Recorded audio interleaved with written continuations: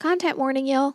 We have lots of fun making this podcast, but remember, we watch a lot of R-rated films, use language that reflects that, and joke about heavy topics to create levity around these themes. If that doesn't feel safe or could be triggering, please take care of yourself. We want you to have fun listening too. This also means we might not be suitable for children. Oh yeah, and we spoil the end of all the movies we pod about. Thanks for listening.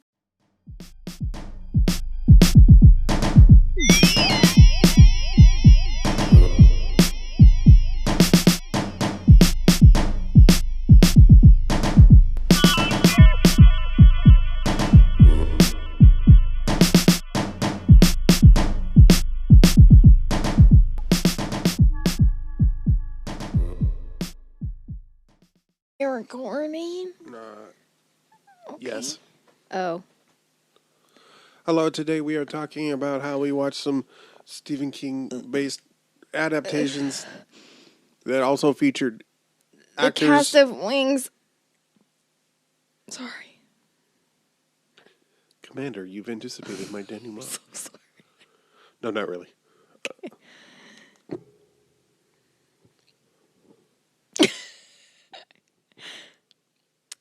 We watched TV. The Shining. Oh my god, I literally could not remember what it was called. I was like, we watched 12 hours of The Shining. Yeah, we watched the made-for-television adaptation of the novel The Shining. Yeah, that Stephen starring King. Steven Weber. Yes. That Stephen King had a huge hand in because he fucking hated the... Had a huge hanjo. He hated the... Kubrick. Is it Kubrick or Kubrick? I don't fucking know. I also don't care, because fuck that guy. Also, he's dead. That's fair. That's fair. Come at me, bro. And he... Which, like I've said multiple times, I don't know why I get Stanley Kubrick and Coppola... Yeah, Francis Ford Coppola mixed up. Because I'm not defending it. I don't think they're the same person. I just think they've directed all the same movies. Yeah. No, I mean you could be further off than that, right. You know? Like they're If you say Francis Ford Coppola, I'm like, oh, the guy that did The Shining. Like love it doesn't his wines. I love Coppola wines. I do. No, I'm Oh, you were being serious. Okay. Good. So The Shining with Stephen Weber, Stephen King had a big hand in it because he really didn't like the way that Kubrick did The Shining. He didn't. I mean, like, it's fine. Did he have no? Was he not involved at all? I don't think so. In that one? I don't think so. Okay. I mean, like, I'm not saying. I mean, I imagine that Stephen King, because that was like in 1980, and I don't think I doubt that, like, I mean, maybe I'm wrong about this. That's definitely like the first big adaptation of one of his things, right? I think so. That and Carrie. Oh yeah. I think so, like, but I don't know if he had like the kind of pull that he does now. Right. Probably not. So he, but anyway, yeah. When did the Dead Zone come out? The Dead Zone, the movie? Yeah. Oh shit, that was like, anyway. Oh fuck, yeah, that was like around the same time. Yeah. So, yeah, Stephen King was a huge part of the TV movie adaptation of The Shining, and you will be surprised to know that it is not that good. I feel like Steven Weber doesn't have the range that was expected of him to make this believe, because like Stephen King didn't like the fact that it didn't seem. I don't necessarily agree with this assessment. I'm not trying to like shit on Stephen King's feelings towards how his work was done, but oh yeah, Carrie was 1976. Oh wow.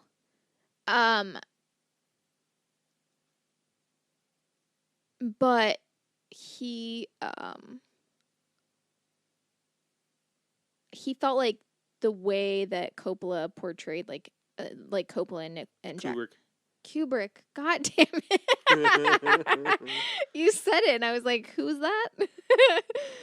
The way Kubrick and Nicholson portrayed Jack, like, downfall, he didn't feel like it was, like, gradual enough. Yeah, it wasn't gradual. He felt like it was, like, established that he was, like, already going there, which I don't think it was. Especially, like, this scene at the beginning. The whole point of the scene at the beginning of him talking to the guy in that's, like... The, like, interview? Yeah. Is him, like, expressing how much he wants to, like, be better, which implies a lot of things just in that one scene. And I think it goes a long way. Yeah, I definitely wouldn't say the miniseries does a better job of I that. feel like, and that's what I mean, and, like, I'm not trying to, like, shit on Steven Weber or whatever, like, again, like, I feel like 90s miniseries didn't have also the power to, do much for someone.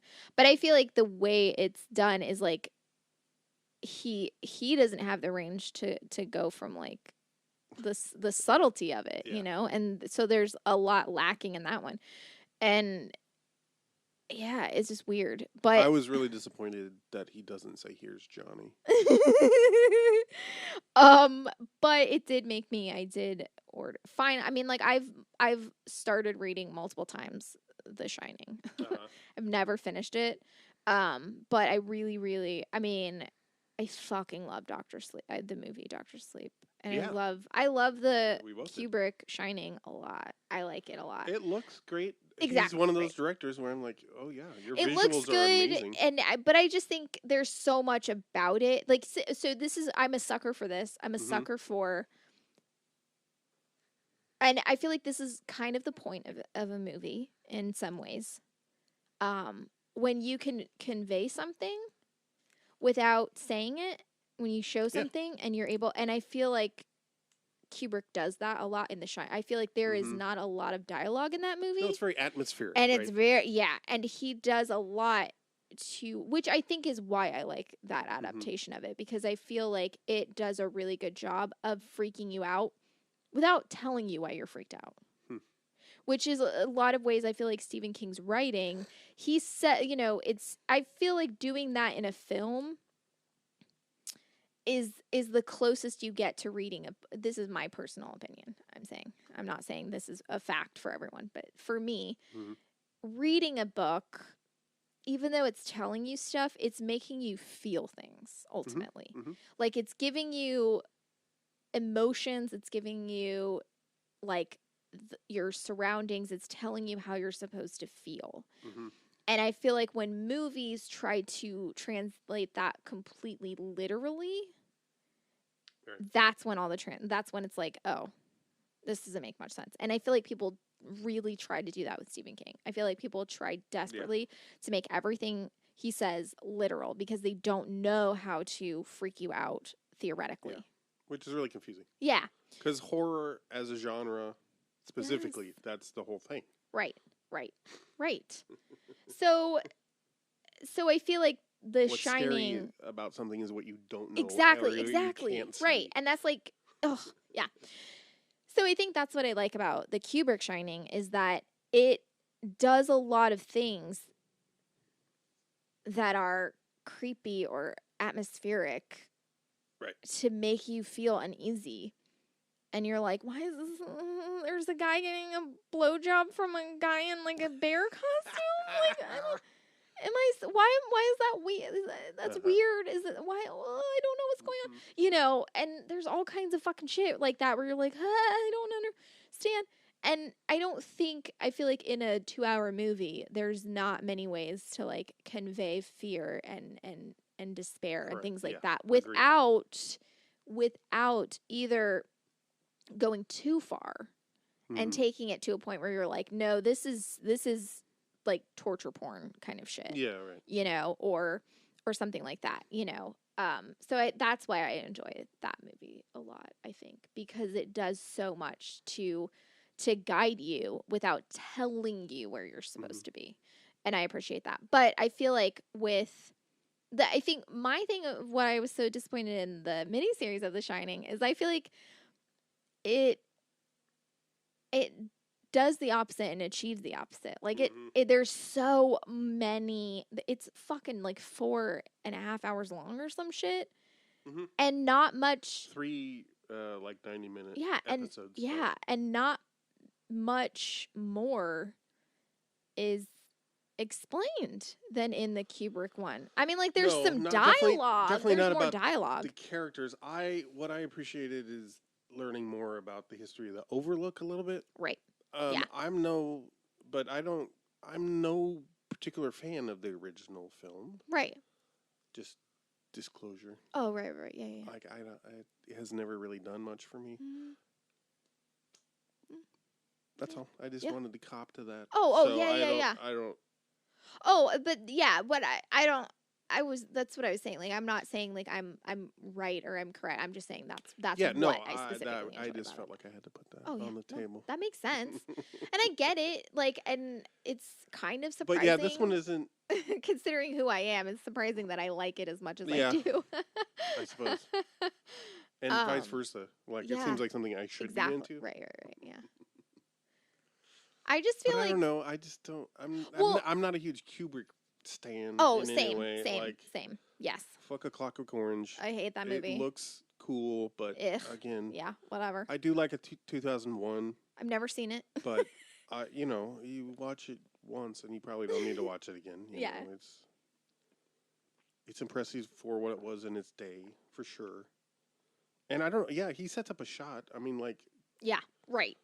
He's really good at long shots. And yeah. Just framing things, and you get really. There's this, like, meme that I saw. I don't remember where I saw it. So if anyone's listening and you're the one that shared it or whatever, thank you for sharing it. But so it was like it showed like like Francis Ford Coppola set up his camera in like the middle of the hall. Like, Coppola? God damn it! No, Kubrick. Sure. That's what I meant. Kubrick set up his camera in the middle of. Did I say Kubrick or Coppola? You said Coppola. God damn it! I swear to God, I don't hear the difference. I got so confused. It's like your accent is too heavy. I can't. I just hear a different word. Literally. Are you okay? It's doing a little dance with all these cables. I watched you for just like back and forth. So anyway, it's like Kubrick was like the way he set up a shot is just like he put the camera in the middle of like he like centered it in the middle of the hallway and like all these like like cartoon images of like dudes being like, oh fuck, I'm gonna come, like, oh I love it so much, oh he's a fucking genius, like, right. Which is really what it is, just like a bunch of dudes being like, he's a fucking genius, which is like the only reason. Like I kind of hate saying when I like something that like notoriously men like, because I'm like, I'm not one of you, by the way. You know, it's a hair trigger. Yeah. But yeah, we also watched Storm of the Century. Because like watching The Shining made me want to watch Storm of the Century. Because? Well, not just because, but yes, also because Tim Daly's in it. Also from Wings. I think Tim Daly is like one of the few people that like are like cis men who I just think are just like incredibly attractive for like no reason other than the fact that I think they're hot.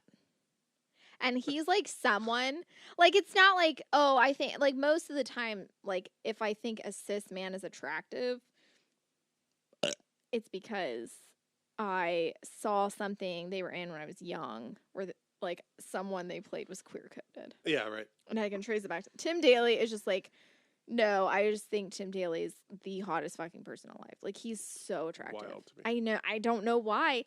And partially because I think he's aged really well. Like, he looks like the same now. He's like, I don't know. He's older. And he's so fucking attractive. I like to apologize in advance. I think I have a lot of tweets from, like, 12 years ago where I was, like, asking if I could sit on his face. So apologies in the future when that comes out. Yeah. he wasn't on Twitter at the time. I was You're just gonna be posing canceled. I was just posing hypotheticals. I wasn't like adding him or harassing him. I was just saying if I were to happen upon Tim Daly's face, that would be acceptable. You would have a seat. It's just, yeah. Take a load off. Yeah. Take a load off, Zeddy. Anyway. But Rebecca De Mornay is in The Shining. yeah, Before we no, move she on. does. And she Like does, we said, yeah, like she's pretty good. she does good. I think Rebecca De Mornay is someone that like did not get. Yeah, underrated. Yeah, she sure. just for sure did not get. Because I think she was like, it's one of those things where it's like this is gonna sound so fucking shitty to say, but I just mean the way that people get like Typecast. yeah, like big-breasted blonde women from the fucking 90s. It's like, oh, you And beyond. Yeah. It's like, oh, you are Yeah, I mean, she was in Risky Business where she Yeah. played a sex worker. right, exactly. And I've never seen it, but I'm like, yes, yeah. That's what did it. Hand that Rocks the Cradle. Mm-hmm. Right. Where she plays a vindictive killer. Bitch. Yeah. Right. Yeah. Very confusing. So She's in very formative movie for me, The Three Musketeers. Oh, I never remember that. Yeah. Even though we watched it. Yeah, I we watched did. it once Yeah. with you. Yes, you watched it once with me. I would watch that movie I over and over. thought she was great and in over. Identity. Yeah. She's barely in it, but Right. playing a shitty Shitty. starlet. Yeah. But yeah, she just, I think, like, I feel like I would, like, I said this to you, I feel like she's just, like, I was like, she does so well in a lot of it that it appears as overacting because it seems like she's just casting Yeah. out a net and it's like, somebody act with me. Someone act with me, Exactly, yeah. please. And everyone's just like, And by everyone, you mean Stephen Webb. well, pretty much, yeah. And the child. Yeah. Oh my God. Yes. The kid who As the plays movie, Danny. oh God, as the movie started, I was like, by the way, I hate the child that plays Danny. Yeah. And as soon as he popped on screen, you were like, oh my God. And I was like, I warned you. I did say later on, hours later, He does fine. I thought he does pretty well for a Tuesday- child actor with what he's given. Yeah. It's a lot of. He has So, a lot of lines. I think there's some stuff that helps with how much I dislike the kid. And it's not it's necessarily mostly the his kid's face. His face does a lot of work and make me No, but and it's not necessarily the kid's fault, but Danny is much younger than that kid is. Like I that see. kid I think is much older than the part of Danny. Danny's supposed to be like, what, 4 or 5 or something? I think he's like 5 or 6, but I think they say he's 7 in that, but that kid is not 7 years old. Like I'm pretty sure that kid is like, or like he's just, the dialogue is still for like a 4-year-old, you know? Yeah. And so he's a lot like, you're both stupid and I hate you. You're like, oh my God. Yeah. Like there's no actual, like, they don't, for as aware as he is, they give him the dialogue of a kid that's like, never been outside before, you know? Yeah. And so it's he's a hateable character because, and this is hard to do with kids, but like the dialogue he's given is both too young for him, like, and also too mature for how young it's being written. Yeah. So like it doesn't, like everything he says is annoying because no one talks like that. Yeah. At all. Even especially kids, you know. And it's like the way that they give him curiosity is like stupid, you know. Mm-hmm. Yeah. Like he has all this fucking knowledge cuz he's, you know, he's got The Shining, and also he's just stupid and Right. doesn't know anything, and it's like this doesn't make sense like as a character. So he's easy to hate because of the way he's Multiple written. reasons. Stephen King. So But Storm of the Century. Yeah, Storm of the Century. Tim Daly, very attractive. All right. So that's The my end. assessment. No, yeah, it also has Deborah Fiorentino or Fiorentino. Yeah, I don't know. I don't know how to say her name. Who was in another show that was a very formative for me. Yeah. Earth 2. Oh, right. That show, I think that show was a little bit of a gay awakening for me.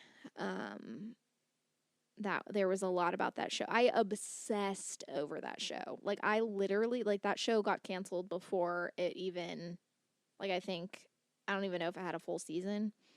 And when it was canceled, I wept. Oh no. I wept. I was like 8. I fucking cried. It's not the greatest show, but it really did something for me for whatever reason. It's a show that I would never as an adult, I would have zero interest in it. If a show, it's basically oh, we crash landed on a planet where there's no civilization. Ferentino, okay. Thank you. I don't know why the credits for Storm of the Century they're so I don't even feel I guess they're alphabetical. I don't even know if that's true. Yeah, that seems to be it. Oh, they're alphabetical. Okay. Oh, but no, wait. It gets to the H's and then it starts over. Oh, weird. Maybe it's order of appearance or some shit. I don't fucking know, man. It's confusing. But yeah, Storm of the Century is another Stephen King jam. Yeah. About and another 3 episodes. Yes, 4 hour long. It's less painful. It's way less painful than agreed. The Shining. It's also 99. You said? Yes, it's only 2 years later. Man, it feels like. Yeah, I know. It feels 10. It really, truly. Yeah. I feel like it has. I feel like it peters out more towards the end, but it definitely has, I think, more meat than the TV movie of The Shining. It's basically this town, this small town in Shocker, Maine. It's a town on an island. Yeah. What's it called? Little Tall? Yeah, Little Tall Island. It's which they reference. One of the characters references Dolores Claiborne. Yes. Because it's in the same island. Yeah, suppose I read trivia that was hypothetically speaking, it's not ever I don't think it's confirmed, but hypothetically, Dolores Claiborne is part of the people that get stranded in that. She would have been in there. Yes, she would have been in that town. Or part of that community or whatever. She might not have been there specifically. Right. But she would have been alive and correct. Still there. Yeah. Whether or not she was on the mainland or on the island at the time is not specified. But yeah, she's part of that. Anyway. So basically there's a storm coming, the storm of the century. It takes place in 1989. Oh, that's right. Which I forget. I forgot or I did not realize that for whatever reason. Yeah. It did not register to me. So there's a storm coming and then this guy comes through and just starts fucking murdering people. He murders an old lady and then they take him into custody and then he just starts making people kill themselves and each other. Yeah. And written on the walls or written their suicide notes or what they write in blood is give me what I want and I'll go away, which is super creepy and whatever. And then the whole movie, he's give me what I want and I'll go away. And it's 2 full episodes. And you don't know they're what the fuck does he want? And they have no idea. And he's not telling them. And he's I'll tell you when the time is right. And he's got them terrified. He's killed a bunch of people. He's freaked people out. Maybe not a bunch of people, but he's killed a handful of people. He's freaked everyone out. The end of the movie comes and he's okay, cool. I think there's an hour left of the movie or something like that. And he's he's I want one of your kids. I'm an eternal being, and I'm bored and lonely. And he's not eternal. He says he says specifically. He says specifically, he's not eternal. He's not a god. Okay. He has power, but he's not a forever person. And Okay. he's dying and he wants Oh. someone to give his legacy to. So he needs a child, which also okay. doesn't, he's like, you need to give it to me freely. My only critique on this is, why didn't you get someone pregnant? Yeah. Did you not see the prophecies? Right. Like, that would have been way better and have a lot more consent kind of stuff going on. You know what I mean? Then I will kill you if you don't give me I will kill everyone if you don't give me one of your kids. That's not really consent. He's like, you have to give me your kid of your own free will. That's not free will. That's coercion. That's blackmail. something different entirely. So yeah, they agreed to him taking one of the kids. But it's like, we were talking about this, like, afterwards, like, they all are like, we agree, this makes sense. Yeah, like, we all have something to lose. Like, we all, like, it'll be a sacrifice that we all make because we're a community, and, like, as much heartbreak as it would be, like, to lose our kid, like, it's better than to lose all the kids. It's better than everyone die and all this shit. And then when it comes time the to, threat like, is he's just going to keep killing he's people. going to kill everyone. He's going to literally just off right. everyone. That's right. On the island, supposedly. They don't have any proof of this. Like, he's been able to kill, they like, did one or have two. they all had that collective dream of it being reported upon that they all were disappeared, like the Roanoke colony. Yeah. Which, fine, whatever. But, something, they never actually, confront him. Right. Physically. Like, they don't actually, like, he has power, of course, and he's able to, like, kill them, and shit, and get into their heads and stuff like that. But he doesn't have influence. We are shown that he doesn't have influence over everyone, because it's like Bobby or whatever that kid is, that he tries to get him to kill the girl and he won't do it. Like, he picks up the can to hit her and he won't do it. And so then he gets her to kill him. Mm-hmm. So he does have influence. But it is shown that people don't have to do what he says. See, I didn't pick up on that. So, yeah. And, like, so Tim Daly is the only person that's like, we can't agree to this. Like, he's like, I'll kill all your kids, because he has them, like, in some, like, dreamscape place or whatever. And he's like, I'll kill all your kids if you don't give one of them to me. They're all flying through the air with him. And so Tim Daly's like, we can fight him. And they're like, our kids will die. And so it's like, it's interesting that, like, they never actually fight him. Right. They never fight him. They never put up a fight.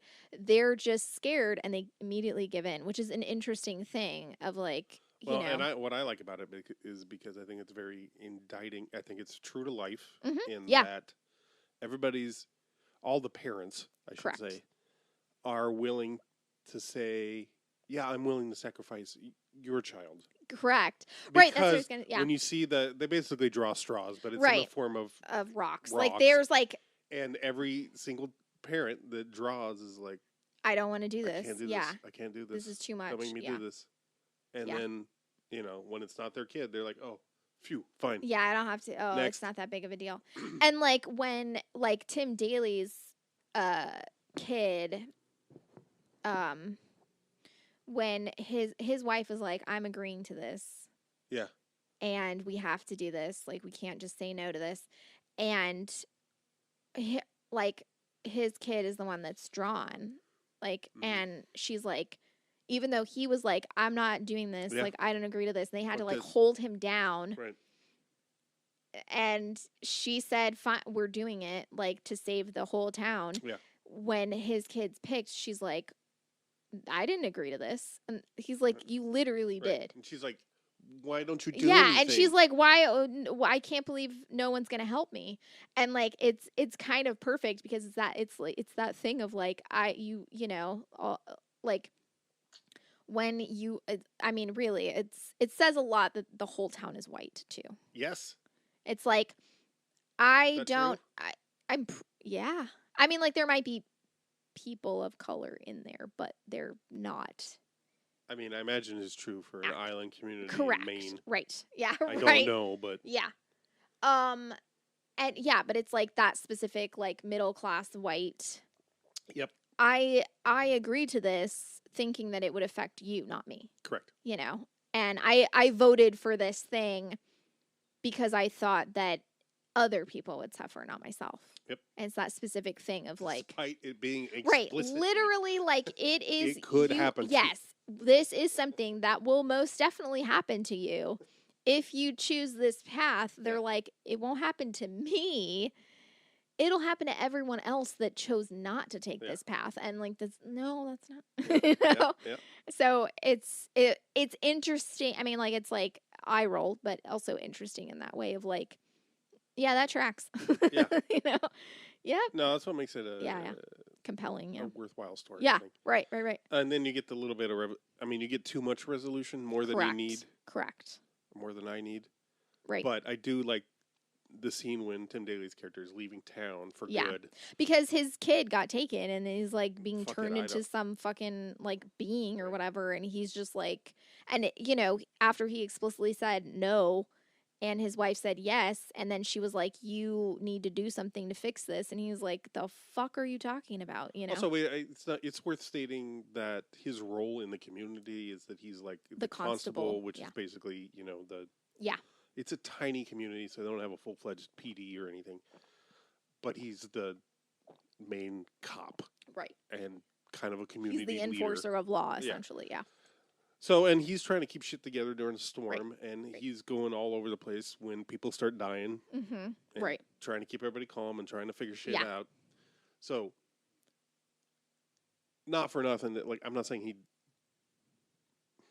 ACAB, but he is trying to care for the community. Correct. Yeah. He's definitely a leader in the community as far as like. Mm-hmm. Right. You know, and what I think when we first see him, they're at the store. Yeah. Which is also where the police office is. I know. I was very so confusing. There. Yeah. But like he's there, like leading or at least participating in the volunteer effort to like make sure everybody has enough supplies and shit. Yeah. So he's like, "Fuck you! Yeah. You all turned your back on me. Right. And you get what this is. This wrath. You get what you have wrought. Or right. whatever. And because everyone's like, oh, we're all so heartbroken and fucked up after this thing happened. And he's like, buddy, oh, that must suck for you. His best buddy is like, well, if it's any consolation, you know, like, I don't sleep. My wife hates me, and our kid is suicidal. I don't know what he says. No, he doesn't say anything about the kid. But yeah, our kid she's like 5. Yeah. He's like, no, at least you have a child. Yeah. He's like, oh, why? I'm real sad if it makes you feel better. And he's like, you know what? You can, when you get real sad, you can go in your kid's room and you can see her sleeping tight at night. He's like, so fuck you, buddy. Yeah. And it's like people, it's weird, but it's that interesting thing again of someone being like, oh, I'm the one that got punished for this thing that I didn't agree to. I didn't want. I specifically said this is not going to be how you think it's going to be. And everyone else is so shocked and sad, and they need me to be the one to take care of them. Yeah. And it's like it's a really specific thing of like, oh wow, yeah, you're, you know, yeah, that's how it is. That's what it is. So it's there's a lot of layers to it. It's really interesting in regards to. So I didn't need the 3 hours there's like prior to that of, you know, I mean, I think if you want something, you know, that's fucking 4 hours long, to put on with a nice kind of payoff at the end. Yeah, absolutely. Storm of the Century. Yeah. We did watch The Stand back in the. Oh yeah, at the beginning of the pandemic. That was pain. That one is rough. Full. That one just isn't that one like 4 episodes though? That one's like I feel like that one's longer. I think it's longer. Woo. And I watched it, not the TV. Yeah, I want to rewatch that one again. Not long before that. I like that one. Remember we tried watching Golden Years too, and we watched like an episode of it. Did we watch a whole episode? No, maybe not. We watched a few minutes. You were like, never mind. Yeah. We watched these two back to back, though, right? Yeah, we watched. Yeah, it was. Shining and then the next night. It was a long weekend, so that doesn't mean anything for us. So we watched The Shining on Saturday and Storm of the Century on Sunday. And then on Monday you said, I don't want to watch anything, please. You were like, I was like, do you want to watch something? You were like, God, no, absolutely not. I need time. You were like, I can't. After the last unit. Distinctly nodding off during both of them at different points. I don't know about Storm of the Century, but The Shining, you were, I mean, I was like, I kept being like, do you want me to stop the movie? And you were like, what? No, what? Just resting my eyes. I don't know if you remember, but I said something about Wings and enjoying Wings, the TV show. Yeah. And you said the only thing I like, the only good wings are Buffalo Wild Wings or something, which, first of all, is bullshit because have you ever even had Buffalo Wild Wings? I've not had their wings, but I've been to one once. I've never been. But my favorite part of that is that in order to deliver the line, you had to close your eyes and turn away from me because in delivering just the joke about wings, you couldn't. It's my favorite thing about when you're when you, instead of just like busting out laughing to keep yourself from laughing at something, you close your eyes when you tell me something, which kills me. This time I had totally psyched myself out because as soon as I knew I had done a tale, I'm like, oh fuck, it's over. Like, but you did the thing. You just looked away. You looked. Your eyes were closed the whole time, though. It was really? Yes. See, that's one I got to work on because I'm not aware of it. I know. This is the thing I love, where you'll tell me a joke, and I'll just be ready to hysterically laugh the second you start to open your mouth because your eyes close, so that you don't give yourself away. Oh man. It's so good. I mean, it makes it even funnier no matter what the fuck it is that no matter what the punchline is. I like how many times I get you on something. I did air quotes because, like, I think I'm obviously making a joke or saying something that's clearly not true, and you'll be like, really? No, also, I'm sorry. You always That's not fun to me. That's not a fun way. I don't think that you're doing it on purpose. I'm just so gullible that, like, if you tell me something, I'm like, oh, is that true? You're like, oh, God, I am so sorry. I didn't mean it. And I'm like, what? I don't. Yeah. You're heartbroken when I believe you. I am, because I hate when people do that. I don't think that's a fun way to. But here's the thing. I think the reason why it doesn't piss me off is because I don't think. Oh, I love doing it to you. It's so. The other day, I don't even remember what it was. I don't either. You did one recently. Fucking Timon and Poop. Pardon? Demona Poop? Timon and Pumbaa from The Lion King. Oh, yeah. You said, is it one of them played by Nathan Lane? Yeah. And I said, yeah, and the other one's Harvey Keitel. And you were like, oh, wow. And I was like, I literally did the thing where I literally looked away from you in order to be able to deliver that joke because I knew I wasn't. We weren't even looking at it. Harvey Keitel? It's the only name I could think of. Oh, wow. And then you said, I think you mean Harvey Firestein. Yeah. And I was like, oh, fuck, that would have been so much better. I definitely would have bought that one. That. Yeah. I've never actually watched The Lion King. I love that. I said that meme that was like Simba saying, like, my uncle killed my dad and took over his kingdom and is trying to kill me. And Timon and Pumbaa are like, oh, wow, have you tried just not fucking worrying about it? So funny.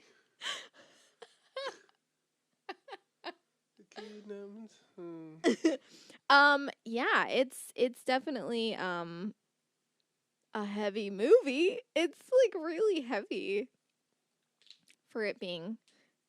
It's a film. Yeah.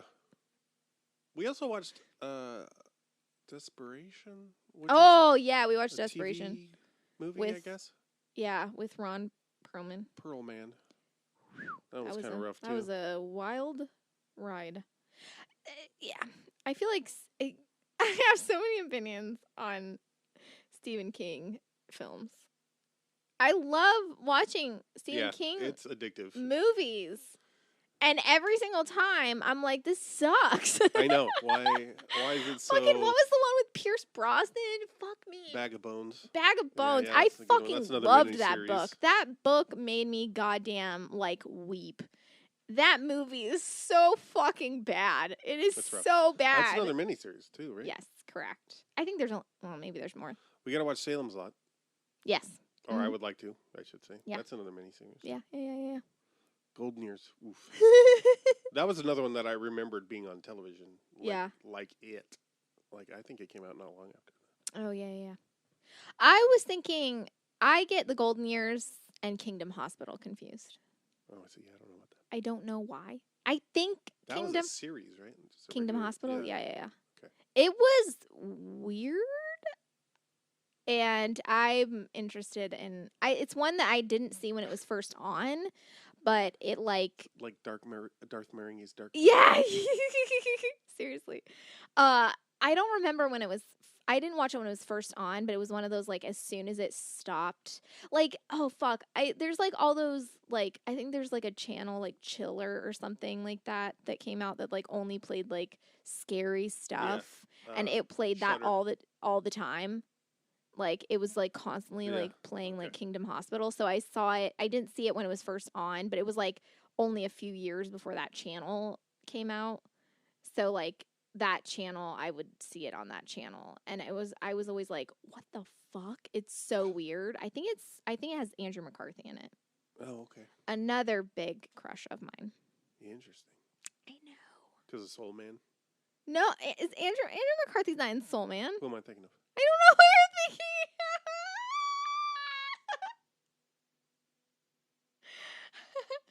Siri. No, it's probably because of New Waterford Girl. I don't know what Andrew McCarthy plays a teacher who's in love with one of I'm his thinking students. of C. Thomas Howell. Yeah. He plays a teacher who's in love with one of his students. Weird. Oops. It's only hot to me because they never went to school, so it was so like. I gotta piss. Okay, I mean we can be done. Okay, thanks for listening. Bye. Okay, bye.